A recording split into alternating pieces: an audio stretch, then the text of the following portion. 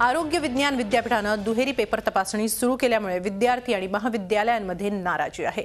Paper दोघांकडून तपासून घेऊन त्याची सरासरी काढण्याची पद्धत विद्यापीठाने सुरू केली आहे। त्यामुळे मेडिकलचे तब्बल 11,900 विद्यार्थी नापास झालेत आणि म्हणून ही पद्धत बदलण्याची मागणी जोर धरते आहे। मार्डनेही या विरोधात संपाची हाक दिली आहे।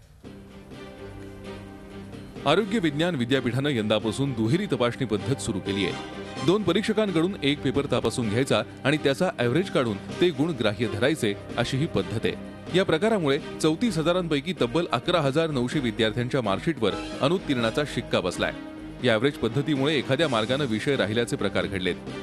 त्यामुळे ही पद्धत तातडीने बंद करावी अशी मागणी विद्यार्थीच नव्हे तर महाविद्यालयाचे डीनही करतायत। फर्स्ट एग्जामिनरने चांगले मार्क्स देऊन आणि नेक्स्ट एग्जामिनरने कमी मार्क्स दिले, तर ह्याचा एव्हरेज काढून आम्हाला खूप कमी मार्क्स पडतात। त्याच्यामुळे आम्ही MUHचे खूप मुले नापास झाले आहोत, ते पण एक मार्काने गेलेले आहोत, त्या नापास झालेले आहोत। 2 एग्जामिनर पैकी एकाने आम्हाला चांगले मार्क दिलेत म्हणजे पास केलंय आणि दुसऱ्याने आम्हाला कमी मार्क दिले किंवा फेल केलंय, तर त्यांनी जे एव्हरेज काढणार आहेत त्या एव्हरेजने स्टुडंट्स जर डिडक्शनच होणार आहे मार्काचं।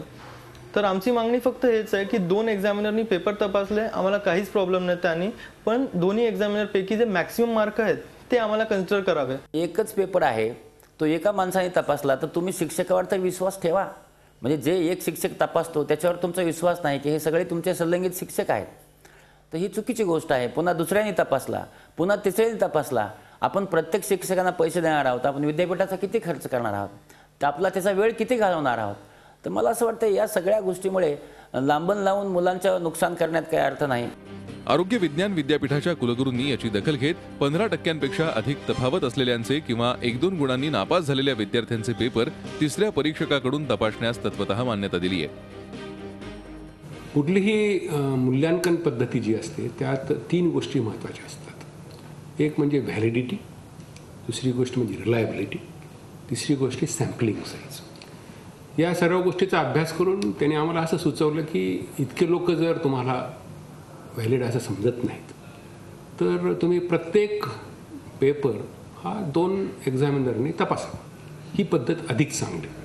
निवासी डॉक्टरांची संघटना मार्डनेही या निर्णयाला विरोध केला, भर लाक्षणिक बंदचा इशारा दिलाय। Bureau report, Zee media, Mumbai. Zee 24 तास, एक पाऊल पुढे।